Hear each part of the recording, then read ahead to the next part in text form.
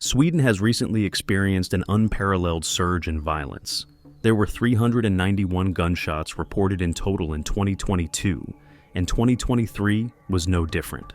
In September 2023 alone, 11 people lost their lives in gun-related incidents. The Prime Minister of Sweden has requested military intervention because he believes there is no other way to restore peace to his nation. The reason behind it all? Gang disputes over territory on which to market their goods. And they aren't your typical male gangs. To carry out hit missions and grenade attacks, these gangs enlist young guys in their teens. Some of them are as young as 13. One individual in particular is one of the most wanted men in Sweden because he has a significant influence on the current events in the country. This is the tale of the Kurdish Fox, also known as RAWA Majid.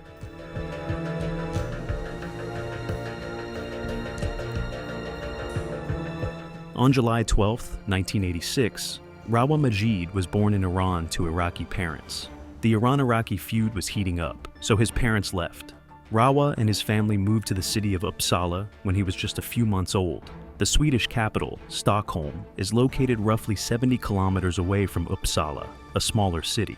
Even though his father gradually faded from view, RAWA did well academically in his early years.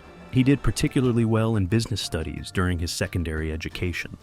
He owned his own kiosks in Uppsala, where he sold gold, phone cards, and food after completing his secondary education. Still, his criminal career did not take off right away. He received an 8 years and 6-month prison sentence in 2010 for a number of drug-related offenses.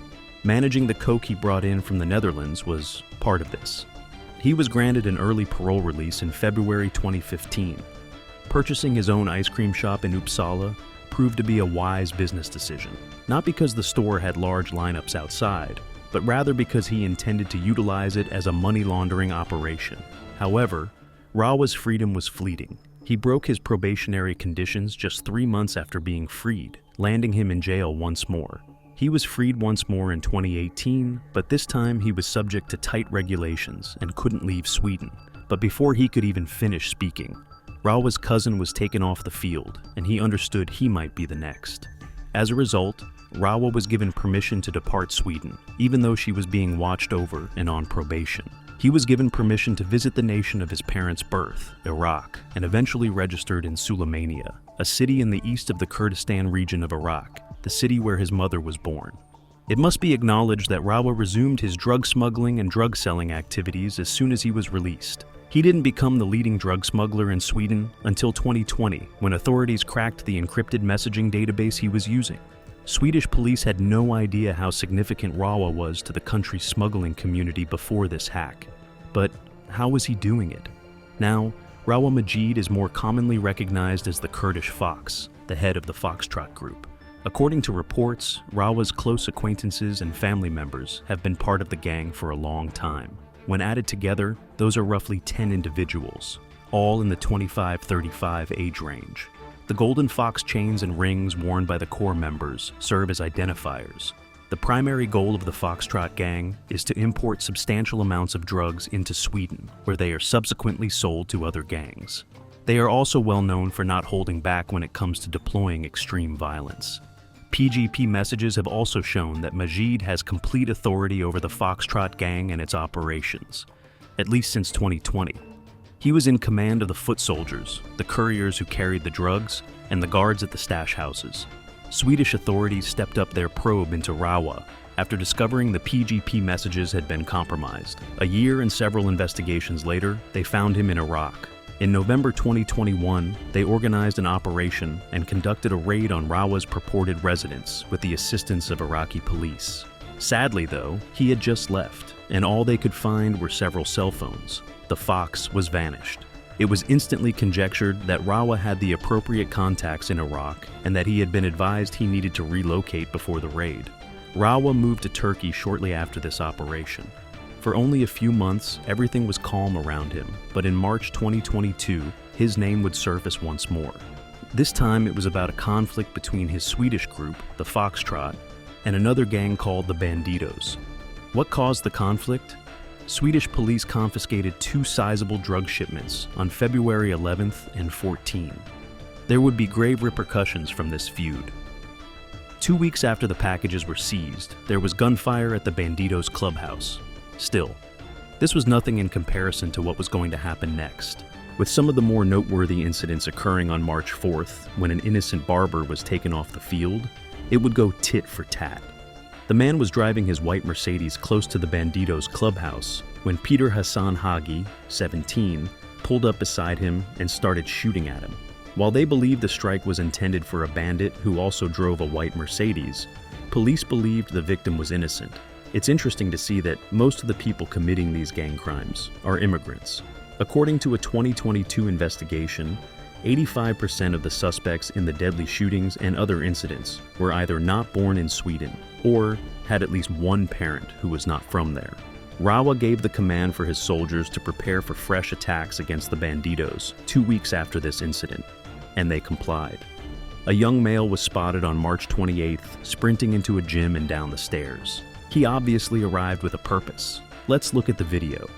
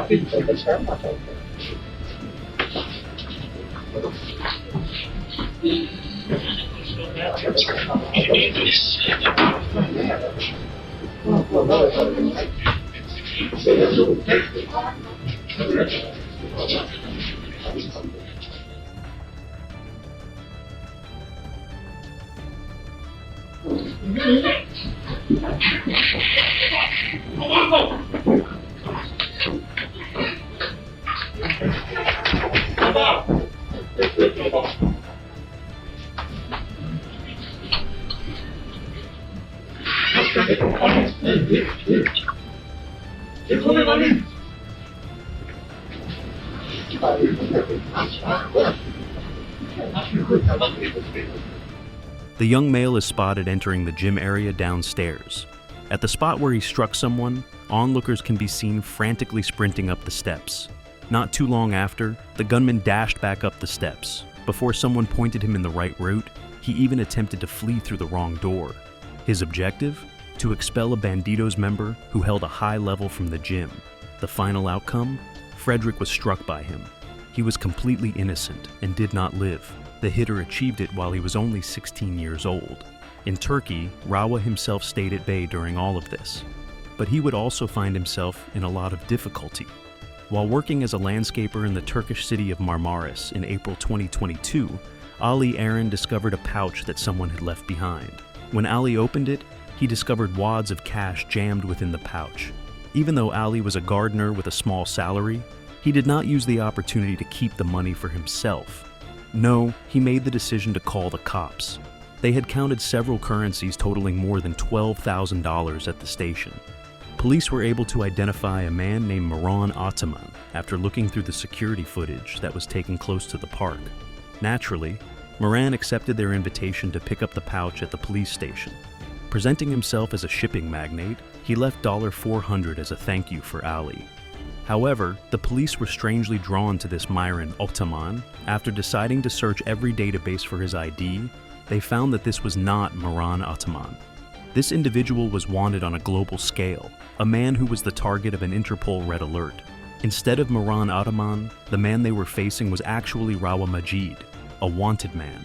Following a longer investigation, Turkish police raided RAWA's villa and discovered illicit firearms, vast quantities of cash, and opulent stuff like watches, designer clothing, and more. He had used the same fictitious passport to rent the villa. RAWA stated during his initial interrogation that he was shocked to be discovered. My phony passport was extremely well made and of excellent quality. When I went to the police station, I never imagined that I would be arrested. Was this how his story ended? Was the most sought criminal in Sweden at last apprehended and prepared for extradition? Alright, no. RAWA paid over $400,000 in 2020 to obtain Turkish citizenship through Turkey's Golden Passport scheme. Criminals can now buy citizenship in Turkey by investing the aforementioned sum in real estate, making the country a safe haven for them. For two reasons. Turkish authorities have declined to extradite him, despite Sweden and Interpol's requests. First, because he is a citizen of Turkey. Second, because Sweden has refused to extradite to Turkey those whom Erdogan designated as terrorists. The extradition of RAWA has turned into a political ploy. RAWA was practically set free again after being freed by Turkish police a few weeks after his arrest, which further complicated matters for Swedish authorities. And after it was all over, Ali was rewarded for his candor. Later on, it might have made more sense to keep the pouch. To aid Turkish intelligence in bringing RAWA to justice, Swedish police shared a detailed police report about RAWA Majid and his Foxtrot gang in April 2022, just after RAWA was sentenced to prison in Turkey. Details about their alleged whereabouts, images of them, the charges against them, and additional proof. It was included in Yilan's operation. The report was designated as extremely confidential and was restricted to certain police officers' reading. They had no idea that the document had been returned to RAWA and his allies through leaks. They detained a suspect associated with the Bridge Network, a different Swedish gang, later in 2022. They discovered a silver iPhone after conducting more research. Upon closely inspecting this iPhone and searching through its data, they discovered the extremely private report they had written to aid Turkey. It had been leaked by someone. Swedish police promptly sounded the alarm and called this leak extremely serious. A Swedish official accuses a Turkish government official of leaking the documents, albeit they do not have any hard evidence yet. After all that turbulence in Turkey, RAWA and his Foxtrot gang found themselves in yet another highly hot feud in late 2022. This time, it was with Mikel Tenezos and his Darlan gang. Though it must be mentioned that the feud might have already started as early as 2020. Mikel Tenezos is a 25-year-old guy, often referred to as the Greek, who, despite his young age, has supposedly managed to become a leading role of the Darlan gang and also lived overseas for his own safety. Mikel used to be a promising hockey player who slowly but surely strayed away from school and hockey to hang out with his gang. Some of his former hockey teammates were astonished to hear what has become of their former comrades. "For me, it's utterly inconceivable," one of the team leaders stated. Mikel would have made it far if he had stuck to hockey, another leader observed. He was a guy who took issues into his own hands and trained very hard. People respected him. An old teammate claimed that even as a young player, it was well known that he associated with the wrong crowd. It was evident that Mikel's early involvement with gangs caused him to give up hockey and become increasingly focused on gang life. According to Swedish criminal journalists, the feud is the result of a struggle over drug supply in Sundsvall. The Darlan gang has long provided supplies to Sundsvall. The Darlan gang was not going to let RAWA MAJI'S Foxtrot group to force their way into the market, which is what sparked the feud. It should be mentioned, nevertheless, that there are also reports claiming that the Darlan gang attempted to break into Sundsvall, but the Foxtrot gang was actually in charge. In any case, it had descended into a territorial war, unlike anything we have ever witnessed in Sweden. This rivalry is really vicious. There have already been 13 bomb strikes in the first 26 days of this year, or one assault every 2 days. One of the most significant events in this war took place on January 21st, 2023. A video that showed how heedless this feud was and how far these foot soldiers went has come to light. An apparent teenager can be seen in the footage. For a moment, you can hear their youthful voices as a man slowly loading a Kalashnikov while standing in front of a door. He fires 15 rounds into the door while aiming at it. Rapper Thrife, who is rumored to be connected to the Greek, lived with his ex-girlfriend at the apartment. But rapper Thrife wasn't inside the apartment. His former partner and her small child were. It's a marvel nobody was injured. The assault appeared to have been carried out only as a scare tactic and was documented as a kind of prize. In the modern period, instead of taking chains and other personal belongings from their adversaries as trinkets as they did in the past, these individuals record their acts on camera to demonstrate their brutality. As though conditions in Sweden weren't already dire enough, on September 11th, 2023, the feuds claimed their youngest victims to date. A 13-year-old kid went missing, and his remains were discovered in a woodland in the Swedish municipality of Haninge. It was reported that the young child was associated with multiple gangs, including RAWA's Foxtrot gang. Despite the fact that the victims were such young youngsters, it was nevertheless an all-time low in the feud. Less than 2 months before this occurrence, bodies of Mohammed Suleiman and Leif Al-Azawi were discovered outside Stockholm. The guys were just 14 years old. Both lads were suspected of selling guns they had obtained from the Foxtrot group. The Foxtrot gang's commanders were determined to set an example for them, so they gave them a thud after they failed to recover the guns. One day after the 13-year-old boy was discovered, on September 12th, another guy was discovered. He was taken off the field of play via a building's stairwell. This building's occupant was probably RAWA's relative, who was the intended target. He was thought to be a member of RAWA's Foxtrot gang, and one of the gang's money keepers. Mikael's Darling gang and RAWA's Foxtrot gang were fighting for territory in Umeå, one of Sweden's fastest-growing cities. At the same time that they were fighting in Sundsvall, a Darling gang member hit a Foxtrot gang member during the start of September 2023. Crime reporter Diamant Salihu stated that they employ a lot of violence just after this occurrence. The people of Umeå might witness a kind of brutality they have never seen before. You are directly targeted if you are related to any of the parties involved in this quarrel. He continued by saying that there are good grounds to be concerned about how this scenario is getting worse. Where do they obtain all these guns is a question that may come to mind for you, as it did for me. Assault rifles, Serbian handguns, and hand grenades from the Yugoslav era are among the weapons that Balkan-armed smugglers supply to the RAWA's Foxtrot gang and other Swedish criminal groups. According to research published by the Global Initiative Against Transnational Organized Crime, to obtain these weapons, organized crime groups, the majority of which are based in Serbia, establish proxies in Sweden. After being broken down into their component parts, the guns are driven into Scandinavia via popular drug routes. This usually involves crossing the 16-kilometer-long Öresund Bridge, which links Denmark and the Swedish city of Malmö.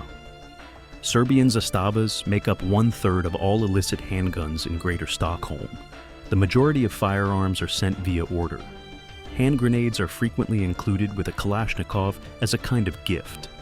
Separately purchased hand grenades would only set you back 100 kroner, or less than €9 or $9. Subsequently, both RAWA's adversaries and his youthful warriors obtain these weapons and explosives.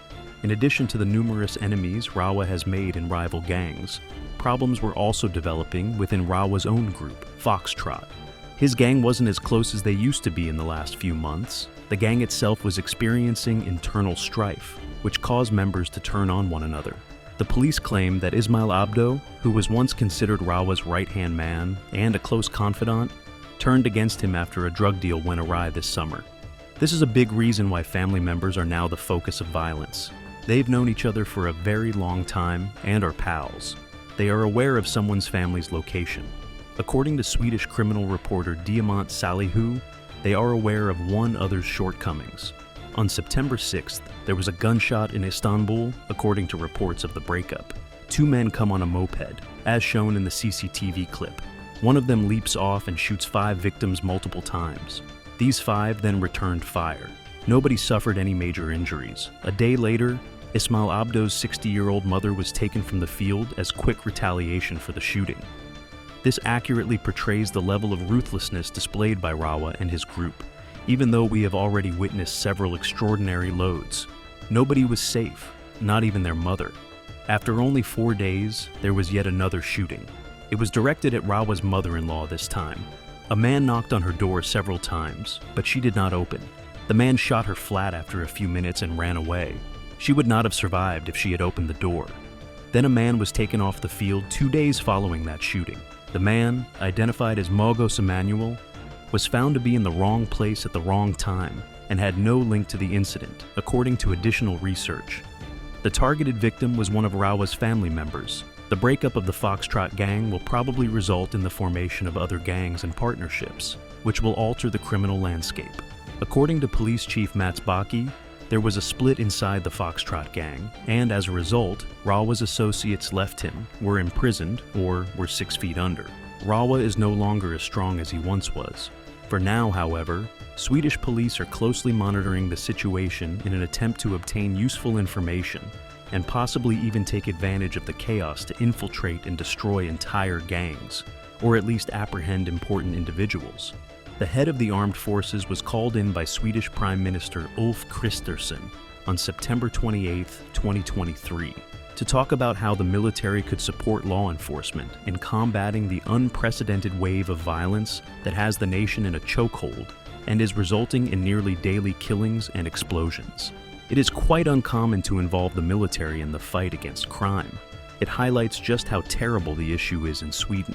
In a nationally televised statement, Kristersson stated that Sweden had never witnessed something like this before. There is nothing comparable happening in any other European nation. Although gang violence has long been a problem in Sweden, the September shooting and bombing spree was unprecedented and resulted in the deaths of 3 people in just 12 hours, with the explosion of a home in Uppsala that claimed the life of an innocent woman being the lowest point. The latest wave of violence has been connected by Swedish media to a dispute between RAWA and ABDO, and it appears that Sweden is in no way prepared to intervene and put an end to this bloodshed. According to Kristersson, Swedish laws are not intended for child soldiers or gang warfare. It is also mentioned that the low conviction rate contributes to the shooter's lack of concern for consequences, which is one of the reasons gun violence in Sweden is rising. Only 5% of gun homicides connected to gangs are solved, and no one is taken into custody in more than 2/3 of shootings.